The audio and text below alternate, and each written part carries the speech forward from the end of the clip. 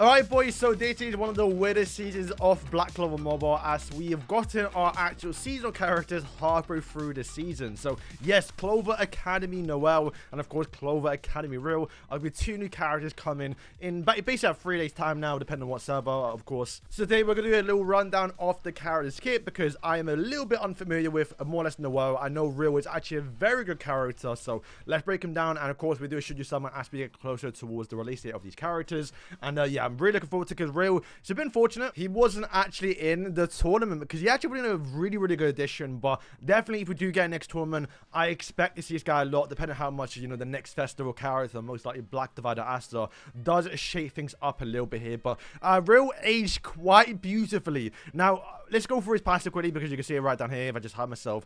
The main thing what he does is, if all allies are power, so if all allies are red basically, you know, you read that, you think, okay, cool, I want to use him in mono red. And right now, yeah, you definitely do. But he is a character that you can see right here is going to be buffing up an allied defender's mobility. So you can imagine Black Asta. You can give speed toward Black Asta, which he kind of needs a little bit. Reduce damage taken. Ultimate, once again, give him more mobility to a certain character you want to choose. And then the partner skill is all about giving him mobility and all about, you know, making Asta attack more here. At the start of the turn, he's going to give himself 1 SP, and when he does take damage for attacker, he's going to increase mobility, which I guess will be unit most of the time, because the only real attacker right now in PvP. But yeah, like I said, the reason why this guy has aged quite well is for Noelle.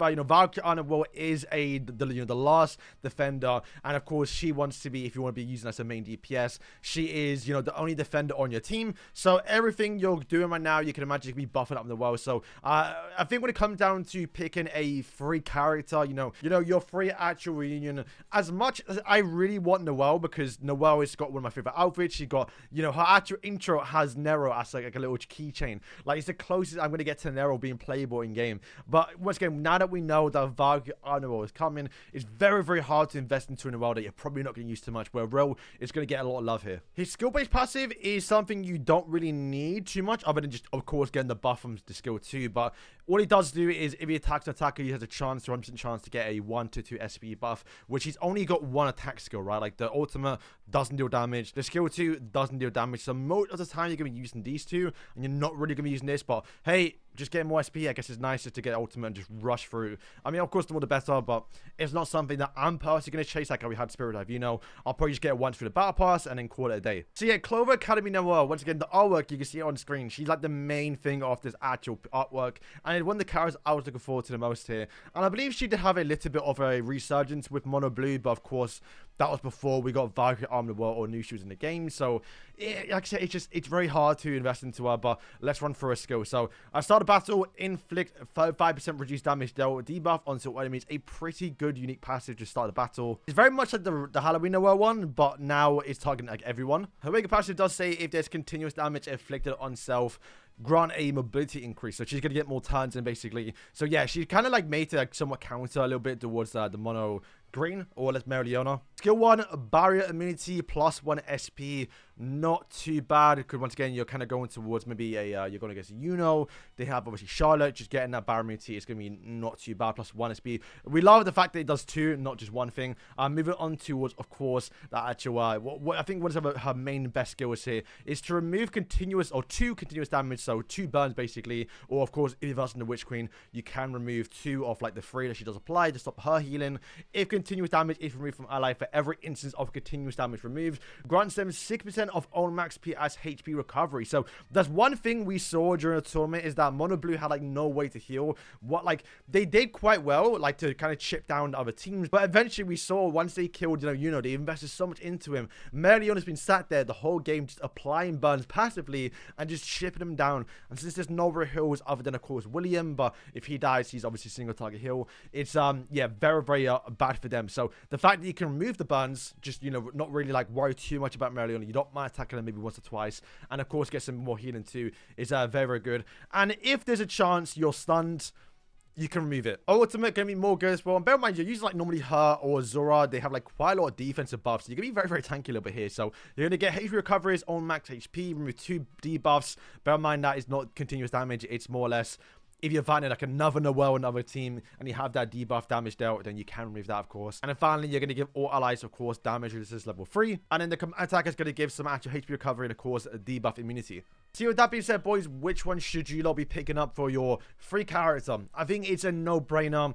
Rill is by far the best one. You can see through Noelle's kit that she is good, but we're going to move into a meta where you're not going to be seeing too many Mereoleonas. Sure, she'll still exist. She's still a good character, but we're going to see a lot more Noelles, and you can't really use Noelle with Mereoleona, so she's going to, like, you know, fall down a little bit. So there's no need a lot of times to remove that continuous damage. And of course, since we know we're going to be getting another Noelle who's going to be better, you know, you can't really invest into this new one. Where Rill is, once again, going to be a really good character to pick up right now to make the mono team a little bit better, because they kind of go back and forth, right? Like I think right now it's still RNG. Once again, we saw that in the tournament. Mono Green can still win, but I think the more favored to win, and they have more control over, of course, Mono Red, if it's like a, you know, top team, top versus top team. But Rill kind of came back a little bit to support them, to give Asta more ability, because I've had a lot of games where you can, like, disable Asta and have so much more speed if you know that you get another turn and you can kill him, where Rill is going to help alleviate that a little bit by giving Asta more ways to attack. But once again, he aged so much better with Valkyrie Arm Noelle. I was watching Geeku play some PvP games, and yeah, just the fact that you can start first here and just give, you know, your Noelle, you know, more speed. She can buff up, and then you can give her another turn to go crazy. It's just, by far, boys, the best person to pick up here is, of course, Rill. Especially because he doesn't seem like he needs to have much actual, much investment. You saw Noelle, she, takes a lot to get to work, really. You want to get towards, like, 2-star, maybe even 5-star. Where Rill, I mean, 2-star, you can probably use him at 1-star. I think that's more or less his main thing, right? But, of course, if you do get him towards 2-star, the better. 5-star, I think, might be overdoing it a little bit, because it's very specific towards attackers, and there aren't going to be, like, if we're going to go to meta where, like, Noelle is, like, the main DPS everyone's going to be using, then you're not going to find too many attackers. But once again, the pick and ban system, if you happen to find attacker because you take Noelle, they can't use Noelle, then yeah, that's gonna be kind of good. But you can, once again, get that in the long run. I think right now, just probably starting off with a 0-star, maybe 2-star, you get lucky in your summons. That is very good too. So I haven't covered Noelle's skill plays. Just quickly run through that. So yeah, the start battle grants an attacker mage 10 to 20% of max HP, does not stack.